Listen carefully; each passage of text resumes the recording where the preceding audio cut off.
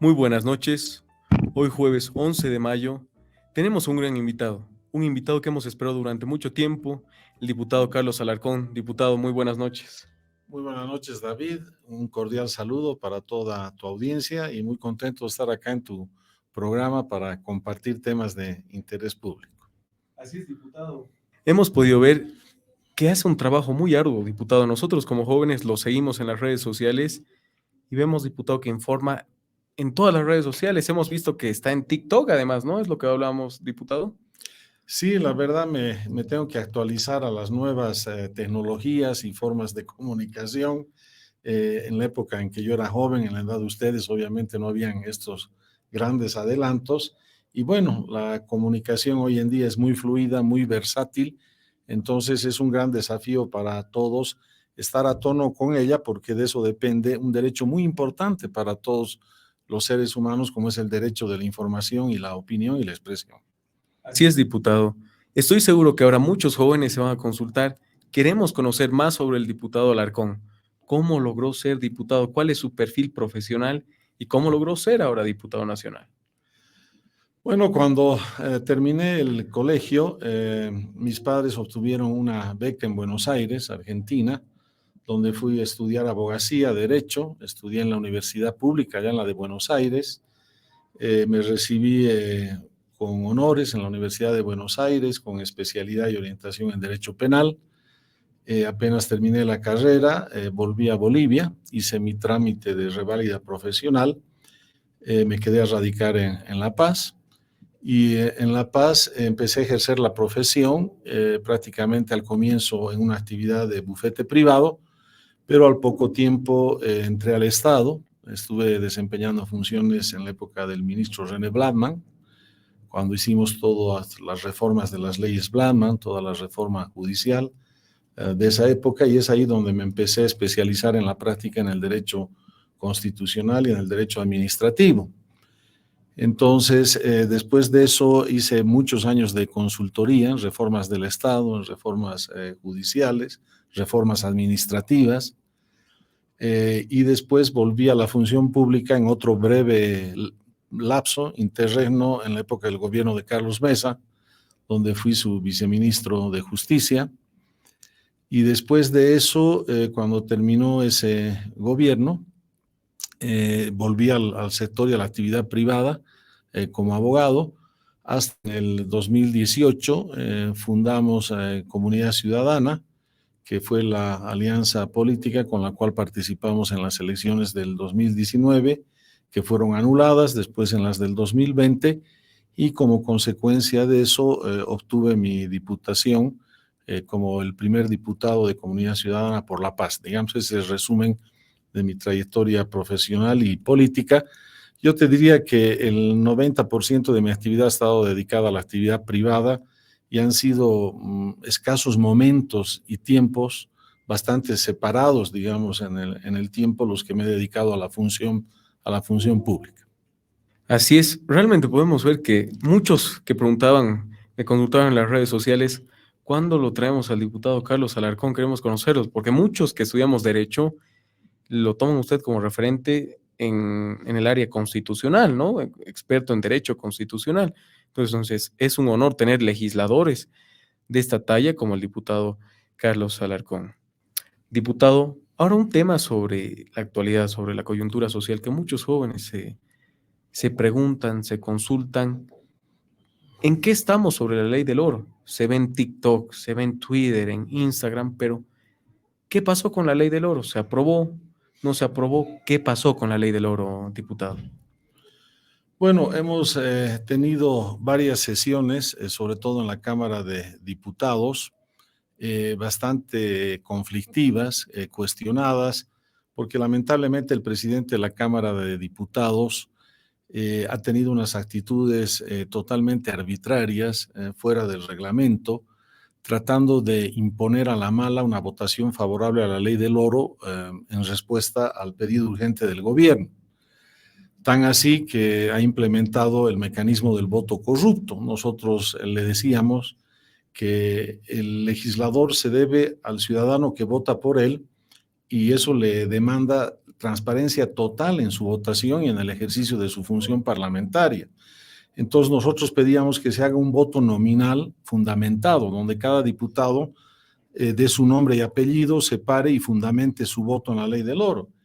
Pero el presidente de la Cámara de Diputados forzó un mecanismo de hacerlo por urna en un cuarto oscuro, donde ese es un voto que tiene cero transparencia y donde el legislador no le explica al país por qué ha votado de una manera o de otra manera, ¿no? Eso ha sido lo que complicó bastante la sesión, tan así que en la primera votación la ley del oro no se aprobó y él hizo ver como que por los votos blancos se hubiera aprobado con mayoría absoluta y no tenía mayoría absoluta.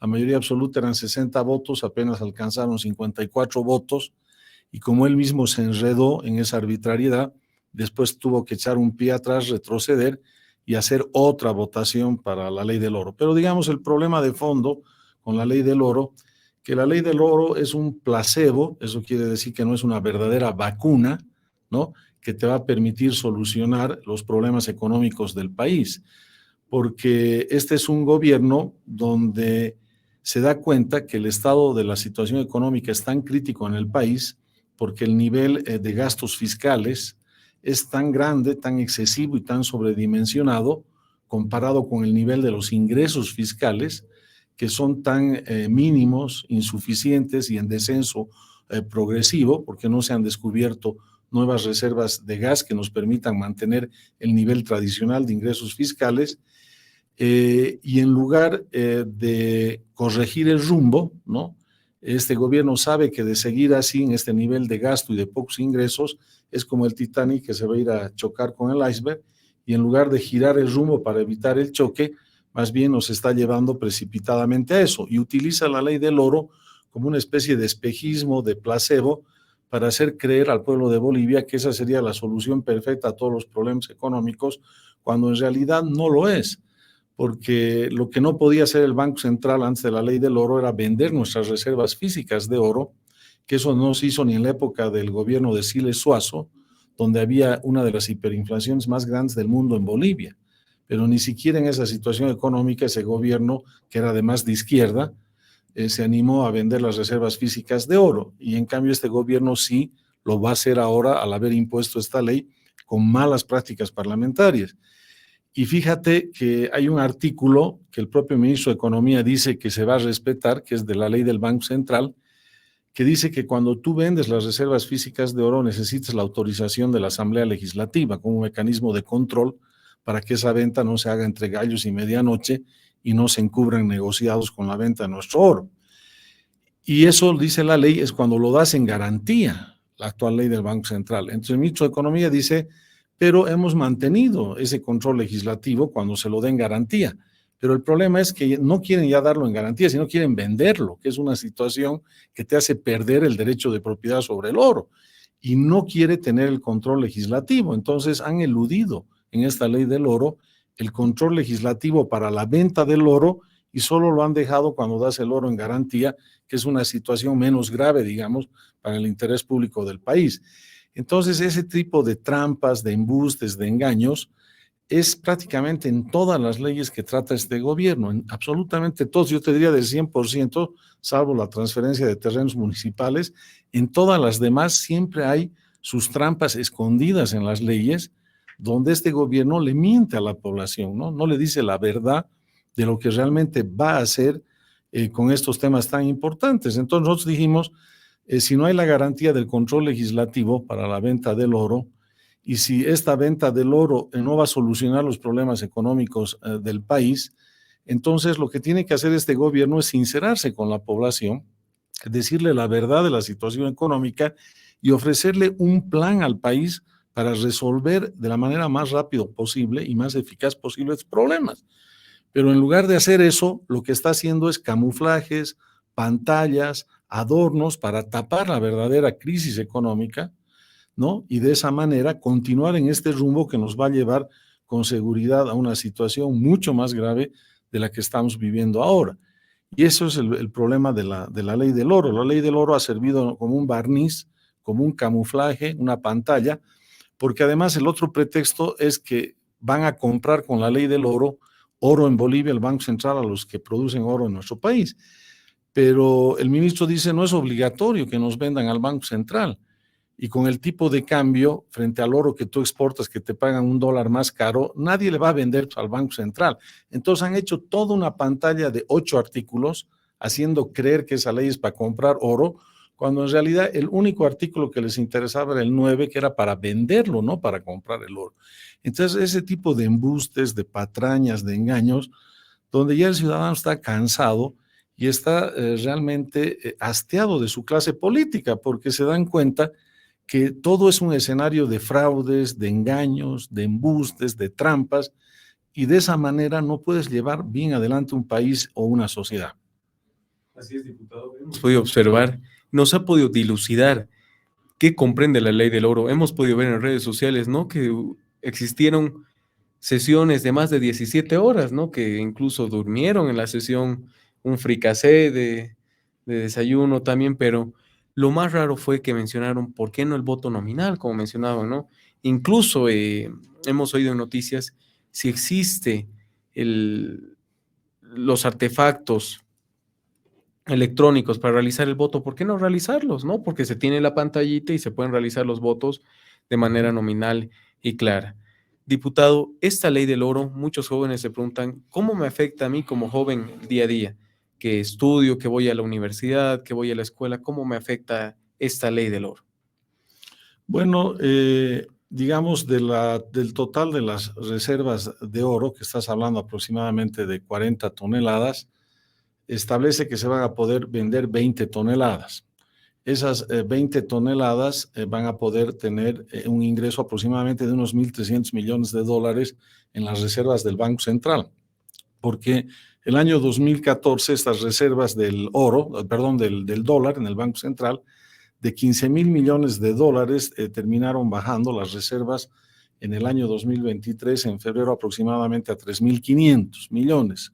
O sea, hubo un descenso en caída libre, ¿no?, de las reservas internacionales, y prácticamente la de los dólares, hace tiempo que ya no anuncian cuántos dólares de reservas tenemos ahora en el Banco Central. O sea, eso que antes era una información pública y periódica, hoy en día ya es una información secreta que no la da el Banco Central. Entonces todo hace presumir que en reservas de dólares estamos en cero o en menos cero. Con esta inyección de la venta de las 20 toneladas de oro, se estima que entrarían esos 1.300 millones de dólares en estas reservas monetarias del Banco Central. Pero el problema de fondo es, si vas a seguir utilizando eso para el derroche, el despilfarro y el mal gasto, por ejemplo, para empresas públicas que en más del 70% de ellas son deficitarias y significan un drenaje de los recursos públicos que aportamos todos los bolivianos para el sostenimiento del Estado, entonces te va a servir de muy poco y te va a perjudicar, porque ese dinero no va a estar bien invertido, ¿no? Y ese era otro de los cuestionamientos que hacíamos a la ley del oro, que tú deberías haber puesto ahí mínimas garantías de que ese dinero de la venta de las pocas reservas ya que nos quedan, ¿no?, de oro, deberíamos garantizar que su utilización sea la utilización adecuada y correcta, ¿no? Y no que eso se destine para todos estos gastos que son gastos de derroche, de despilfarro, de ineficiencia, de corrupción pública y todo eso. Ese es el tema que no queda claro. Entonces, si entra al sistema financiero bancario y de alguna manera ayuda provisionalmente a que aumente el flujo de dólares, eso te puede ayudar a los que están en una situación, digamos, prácticamente apremiante de tener que conseguir dólares como sea para cubrir obligaciones, ya sea en Bolivia o en el exterior. Pero si ese dinero se va para otros destinos, entonces ahí la situación puede ser igual o peor de la que estamos. El problema es de que esa ley no tiene las garantías necesarias y suficientes para que eso lo siente el ciudadano, de que realmente va a ser un aspecto positivo. Los empresarios la han aplaudido, ellos están asumiendo de que esto va a permitir tener mayor liquidez, sobre todo para las importaciones.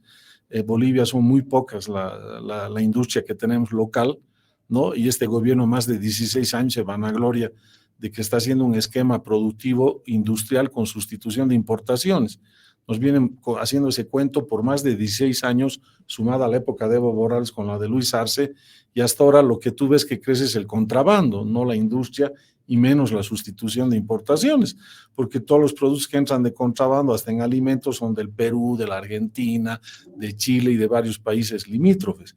Entonces, esa es otra de las grandes mentiras, ¿no? Ese modelo que lo vende con tanto ahínco el gobierno, hasta ahora no dan un resultado claro y positivo para el país.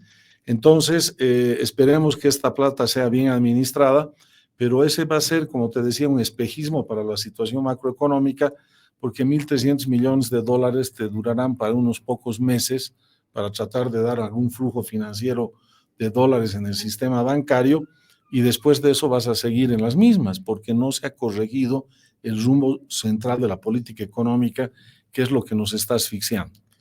Así es, diputado. Podemos ver, ¿no?, que esta ley, bueno, para empezar, es una de las leyes mordaza, como califica, ¿no?, del paquete de leyes mordaza, los cuales afectan a la ciudadanía, afectan a cada ciudadano, a cada joven.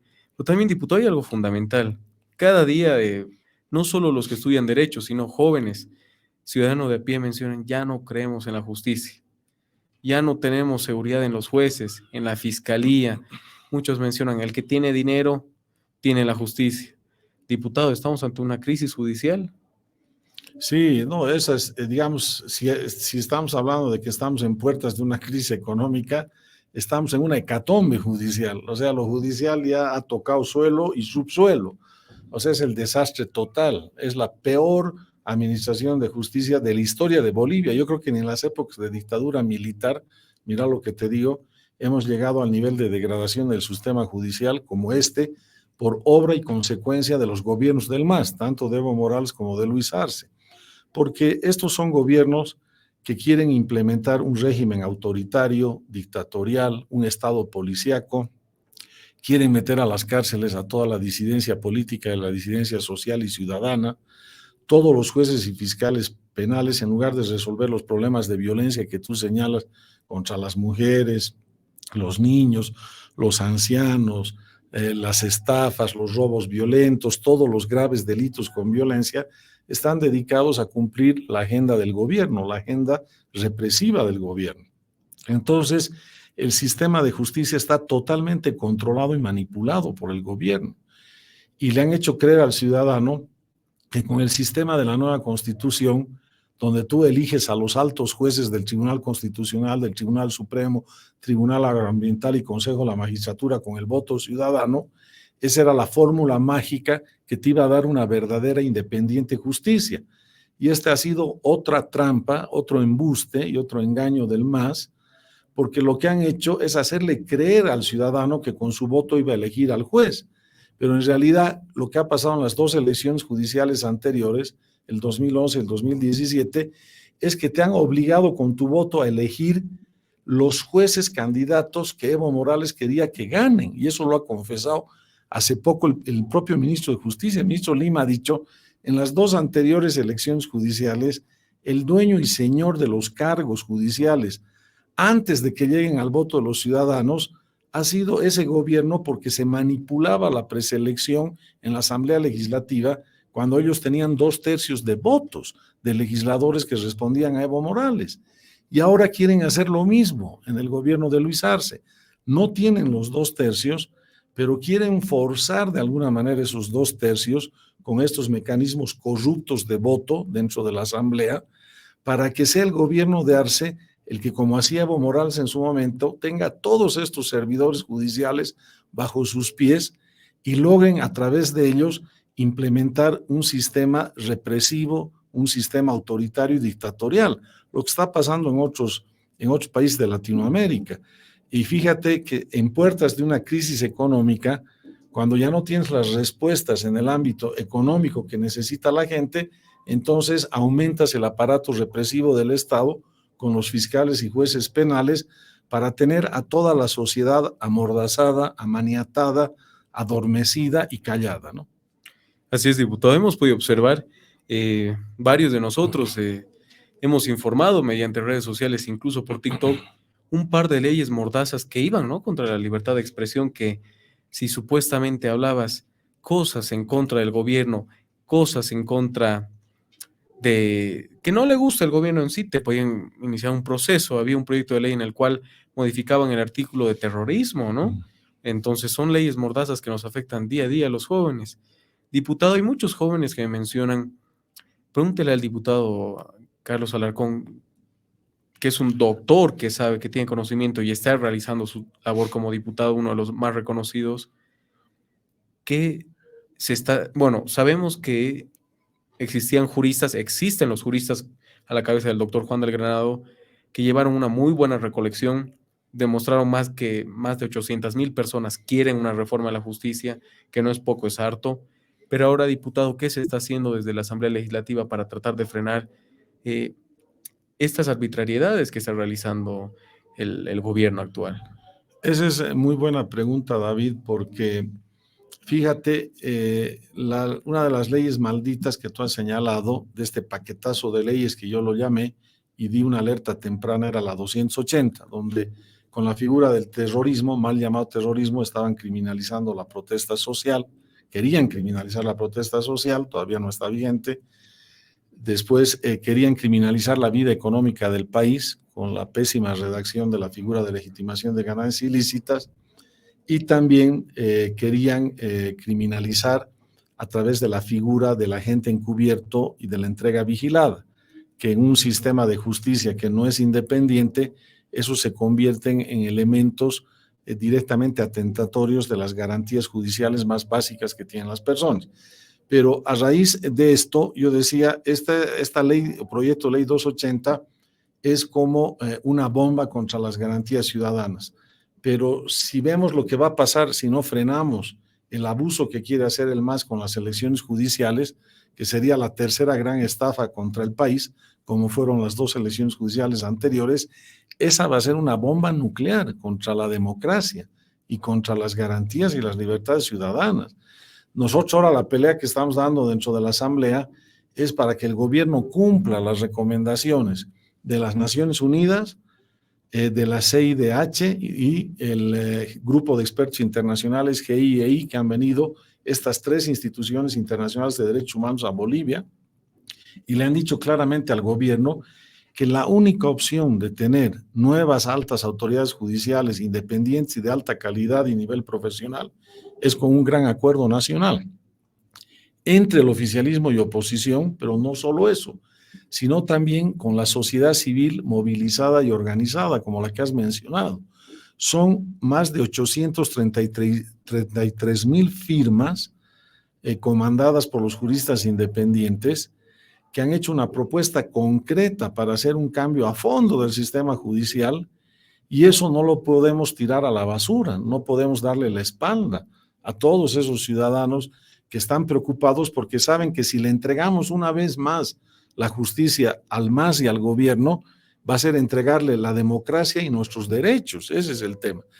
Pero hasta ahora hacen oídos sordos y siguen haciendo pirotecnia, o sea, siguen haciendo los legisladores masistas con el gobierno y el ministro de Justicia artilugios dentro de la Asamblea Legislativa, cambiando los plazos, han hecho 2 reglamentos sin consenso, han sido tan mal hechos que sus propios reglamentos se han caído al suelo porque no había cantidad mínima de postulantes, 2 convocatorias fracasadas, y ahora el diputado Jáuregui de la Comisión de Constitución, que es el operador del ministro de Justicia en la Asamblea, quiere insistir en una tercera convocatoria fallida con una ley que solamente toque los plazos, nada más para acomodar las fechas de la elección.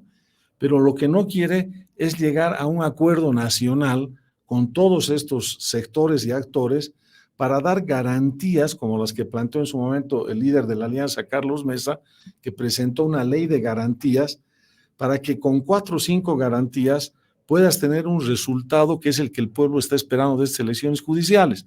¿Cuáles son básicamente esas 4 garantías? Primero, que hayan tribunales de mérito en todos los departamentos, David, multisectoriales, que respondan a diferentes instituciones de la sociedad civil a nivel nacional y departamental, que sean las que califiquen los méritos. No estamos diciendo que ellas nos reemplacen a nosotros en el informe final que tiene que hacer la Comisión Mixta de Constitución y de Justicia Plural, sino que ellos, como terceros independientes a todo este segmento político que somos nosotros, sean los que califiquen los méritos. Y de esa calificación de méritos, nosotros tengamos que tomarla en cuenta en el informe final, para que los mejores pasen a votación de los 2/3 en la asamblea y después pasen a la boleta de votación de los ciudadanos, para que los ciudadanos depositen su voto. Este tema que es tan sencillo, tan simple y tan de sentido común, David, el MAS se opone a muerte, no quiere. ¿Por qué no quiere eso?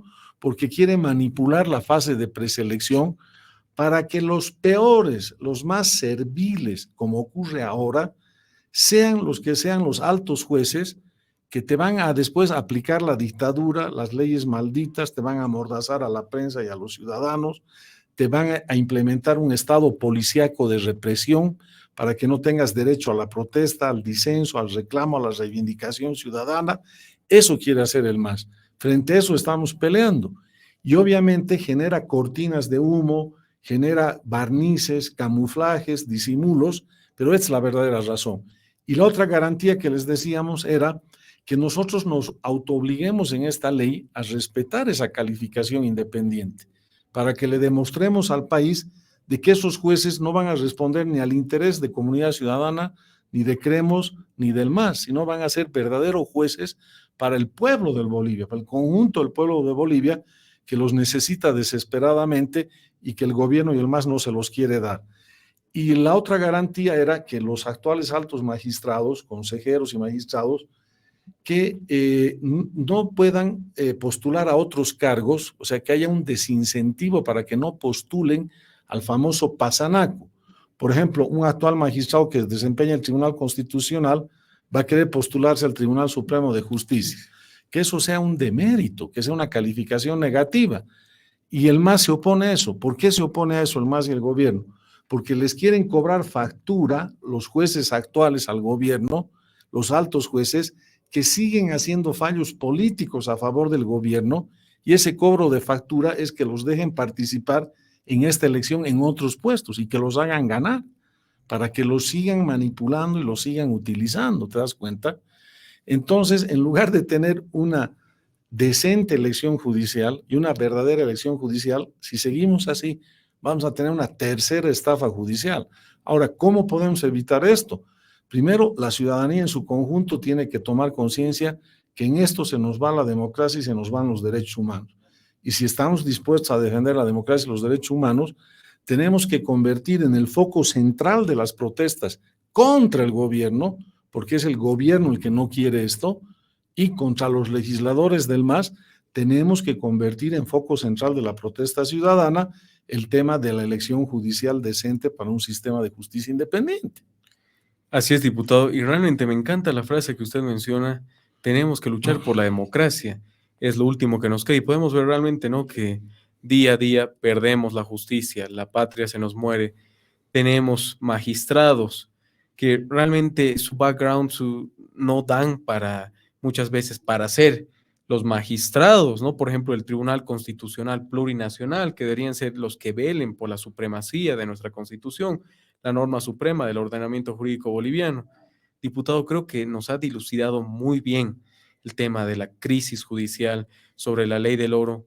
Diputado, ¿qué frase, qué mensaje les podría brindar a los jóvenes que lo están viendo, que quieren luchar por su patria, que quieren luchar por la democracia y que quieren seguir en nuestra hermosa patria?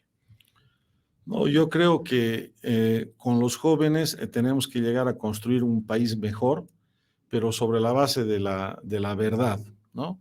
Independientemente del signo religioso que cada uno tengamos y que todo eso se respeta, pero hay una frase interesante de la Biblia que es la que más se aplica a este tema de la cosa pública, que es: la verdad nos hace libres, ¿no? Entonces, siempre, queridos jóvenes, busquen en todo la verdad y sobre todo en los temas del interés público, del interés del país, de la democracia, de los valores, de los derechos, porque les aseguro que en este mundo de la política el 70% más es el mundo del engaño, es el mundo de la impostura, es el mundo de la mentira, es el mundo del fraude. Entonces, la verdad nos hace libres. Tratemos de buscar y de encontrar la verdad, y uno solo, 100, 200 mil, podemos hacer la diferencia, no siempre se necesitan en millones, ¿no? A veces una pequeña velita en un gran cuarto oscuro te hace una iluminación que te ayuda a conseguir un gran objetivo para el país. Entonces, no perdamos la energía, no perdamos la convicción, la fuerza de cambiar las cosas y sigamos todos adelante. Gracias. Así es, completamente agradecidos al tener al diputado Carlos Alarcón, especialista en Derecho Constitucional, Derecho Administrativo. Nos explicó de manera muy clara y objetiva sobre la ley del oro, sobre la crisis judicial que estamos viviendo y una gran frase que menciona: la verdad nos hace libres. Yo llamo también a ustedes jóvenes que sigamos trabajando juntos y es una promesa, diputado, que vamos a seguir teniéndolo en estos espacios para informar a los jóvenes, llamar a los jóvenes a que socialicen los proyectos de leyes, sus proyectos, sus ideas, diputado.